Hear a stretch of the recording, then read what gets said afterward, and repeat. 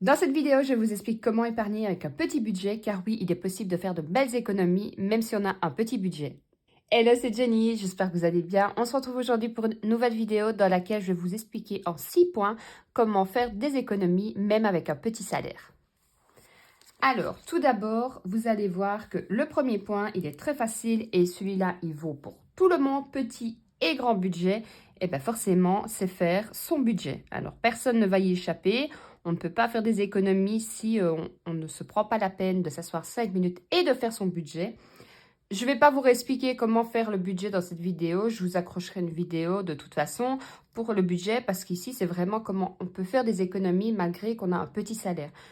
Donc, en premier lieu, c'est faire son budget. Alors, tout le monde est logé à la même enseigne. Petit, grand salaire, peu importe, on commence par faire son budget.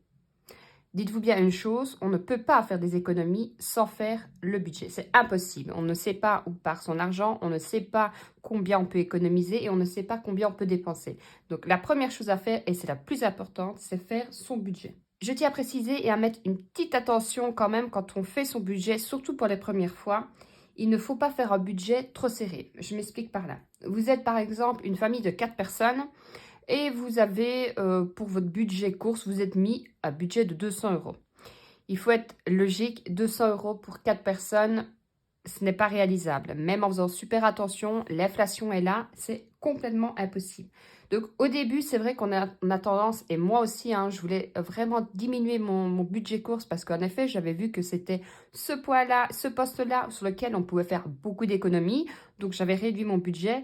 Il y a un moment, il faut quand même rester réaliste. Si c'est pour mettre 200 euros alors que vous en avez besoin de 300 euros, mettez les 300 euros. Et si fin du mois, il vous en reste parce que vous avez fait attention pendant vos courses, vous avez fait attention à faire vos menus, à faire vos courses intelligemment, à profiter des promotions, il vous reste de l'argent, mettez-le en épargne, c'est du bonus. Par contre, si vous prévoyez un budget de 200 euros, que arrivé milieu du mois, il vous manque, vous avez déjà fini vos 200 euros et que vous vous rendez compte que il aurait bien fallu mettre les 300 euros, vous allez devoir piocher dans vos épargnes et ça va vous mettre le moral à zéro parce que pour vous, vous n'aurez pas atteint votre objectif. Alors, prévoir un budget, il le faut, mais il faut rester réaliste et ne pas trop faire un budget trop petit et irréalisable. Le deuxième point, et là, ça vaut pour tout le monde aussi, mais c'est une piqûre de rappel par la même occasion, on épargne toujours, toujours, toujours début de mois. Pourquoi début du mois? Parce que c'est là qu'on va faire le plus d'économies. En fait, vous devez vous payer comme quand vous payez une facture. Vos épargnes, c'est une facture. Il faut vous mettre ça en tête. Si vous attendez fin du mois pour faire des économies, vous allez peut-être en faire si c'est un beau mois où vous n'avez pas trop dépensé ou vous n'êtes pas trop sorti, mais vous ne ferez jamais autant d'économies que si vous épargnez début du mois. Si vous épargnez début du mois, c'est d'office de l'argent que vous allez mettre de côté. Pour faire ça, il y a deux solutions. Alors, forcément, vous en doutez bien, la première solution, c'est les enveloppes budgétaires. Et honnêtement, vous allez vous en douter, c'est celle que je recommande. Pourquoi? Parce que pour moi, c'est celle qui fonctionne le mieux. C'est celle qui a fait ses preuves, qu'on n'y a plus rien à démontrer dessus, j'ai envie de dire. Donc, c'est vraiment pour moi une méthode qui a changé ma vie, où j'ai pu faire vraiment beaucoup d'économies alors que je ne faisais absolument pas d'économies. Et cette méthode-là est très bien aussi quand on a, la dégaine facile avec sa carte de banque. Je vous explique. On est nombreux et nombreuses à dépenser beaucoup plus avec la carte de banque parce que c'est comme si on ne se rendait pas compte que l'argent qu'on débite avec notre carte nous appartient. On a tous l'impression que c'est notre banque qui paye à chaque fois qu'on fait une transaction alors que c'est notre propre argent qui est sur notre compte bancaire sur lequel on a travaillé pour pouvoir l'avoir. Donc si on ne se met pas ça en tête que l'argent qui est sur notre compte, on le sait que c'est à nous. On le sait. Mais c'est pas pour autant que quand on a une carte, on a tendance à beaucoup plus dépenser parce qu'on n'a pas le visuel de se dire j'ai quand même donné 50 euros, j'ai encore donné 20 euros, j'ai encore donné 5 euros. Avec la carte, on paye, on paye, on paye. Et puis, c'est uniquement quand on va voir fin du mois qu'on se rend compte qu'on a dépensé beaucoup. Donc, pour moi, oui, je recommande à 100% le système des enveloppes parce que je le trouve un système révolutionnaire. Pour moi, c'est vraiment le mot. Mais tout le monde, et je le conçois, n'aime pas avoir de l'argent liquide. Et certaines personnes savent très bien se contrôler et savent très bien gérer la dégaine, on va dire ça comme ça, du moyen de payer avec sa carte bancaire. Donc, si vous faites avec le système des enveloppes, début du mois, vous allez retirer votre argent et vous allez mettre dans chaque catégorie tout simplement pour vos dépenses variables. Et vous allez faire pareil pour tout simplement les épargnes. Par exemple, moi ici, hop, j'ai mes épargnes comme ceci. Je vais mettre que vous voyez bien. Donc, j'ai les épargnes pour la maison, j'ai les épargnes pour le shopping, le potager, anniversaire, et ainsi de suite. Bien sûr, il y a des épargnes variables et des épargnes à long terme. Donc, ça, c'est un autre sujet. Pour moi, comme je vous dis, c'est la méthode que je valide à 100%. Par contre, si vous n'avez pas envie d'avoir de l'argent liquide, à ce moment-là, c'est pas grave.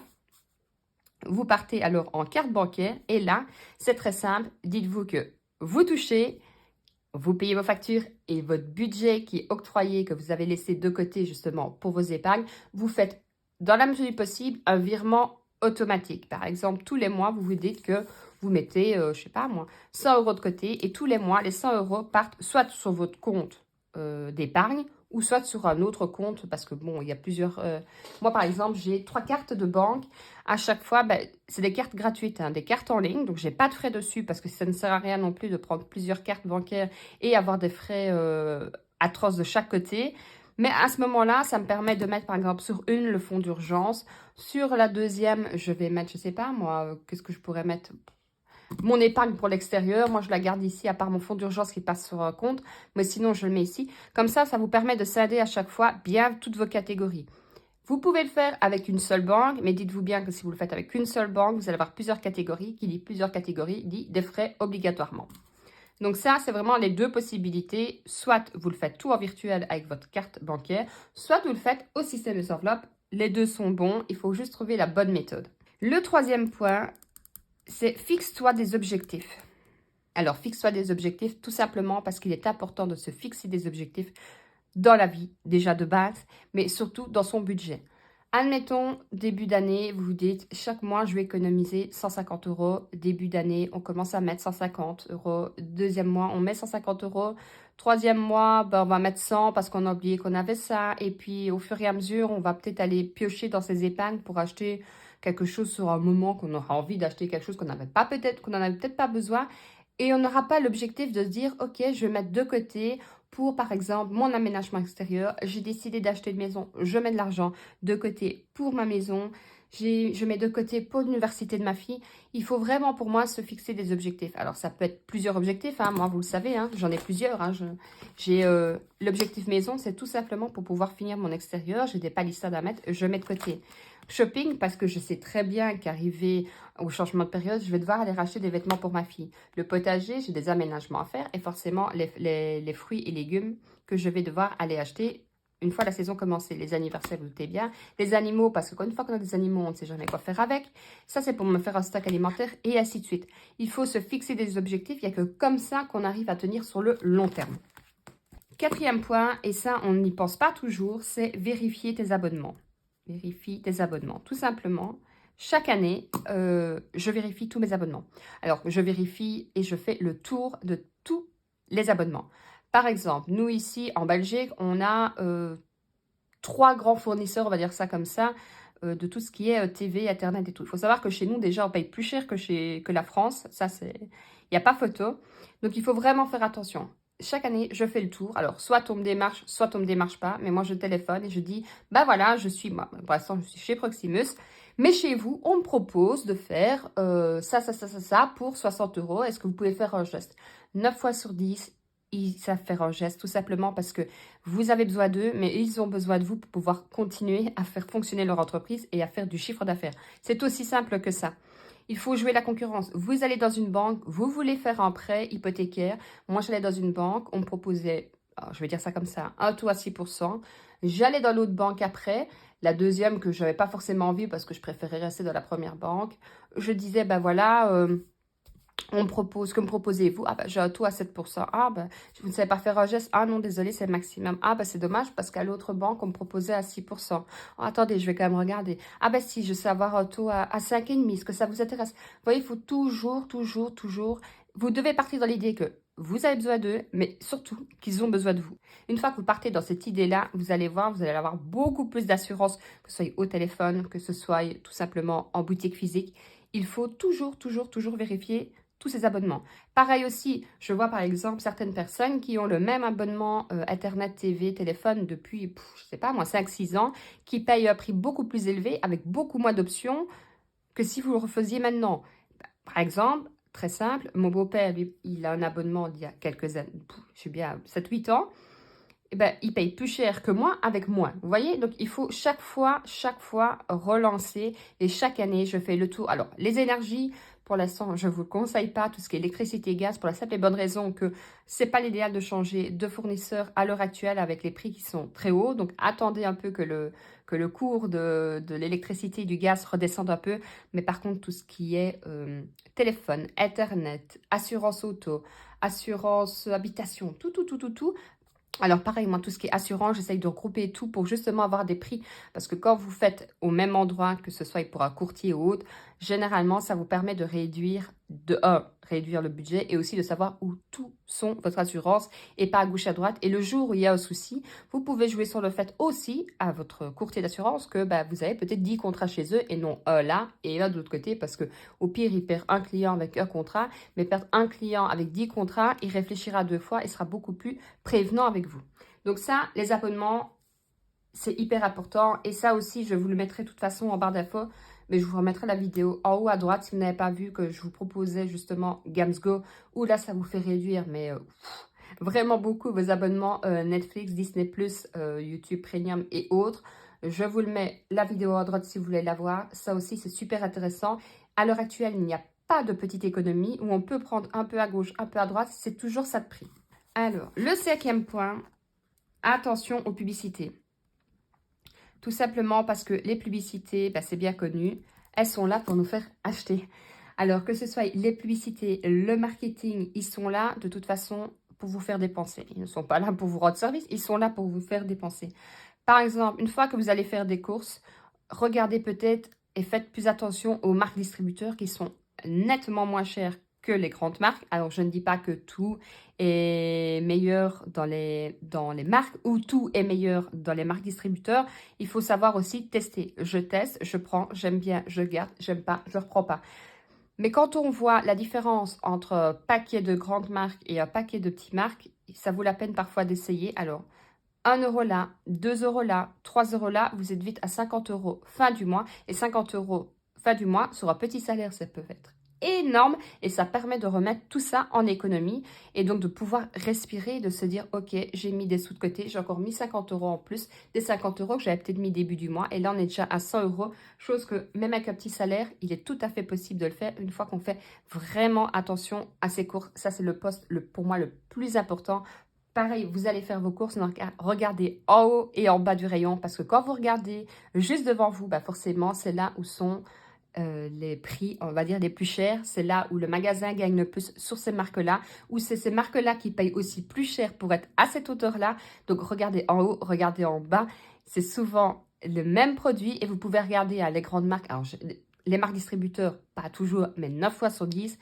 Rapport qualité-prix, forcément, est meilleur et surtout les valeurs nutritives sont pareilles et parfois vous avez moins de sucre dans un produit de grande distribution que dans une grande marque. Donc il faut regarder vraiment pareil, regarder le prix au kilo et le prix au litre et pas le prix affiché, parce que ça aussi on pourrait croire que c'est moins cher et quand on regarde le prix au kilo c'est peut-être 2 fois plus cher que le produit de grande distribution.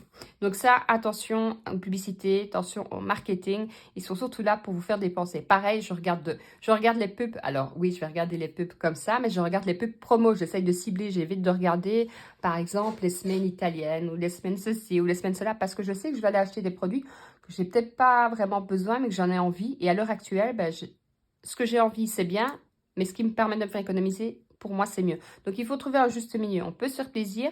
Et d'un autre côté, on va essayer de réduire un petit peu en prenant peut-être un peu moins de marques pour se faire plaisir pour autre chose. Alors, miser sur l'occasion, pour moi, c'est super important. Parce que ce soit pour des vêtements, que ce soit tout simplement pour de la décoration, que ce soit pour des livres, ça, c'est des choses que pour moi, je trouve que c'est très intéressant d'acheter en occasion. Par contre, je mets là, si je vais dire, pour moi, tout ce qui est électronique ou autre, je ne l'achète pas en occasion, tout simplement parce que je n'ai eu que des soucis. À chaque fois que j'ai pris d'occasion, et soit il allait pendant une semaine, puis ça n'a plus été. Pareil pour tout ce qui est aspirateur, j'ai des animaux, je les utilise 1 fois par jour, voire 2, voire 3 fois, ça peut m'arriver aussi.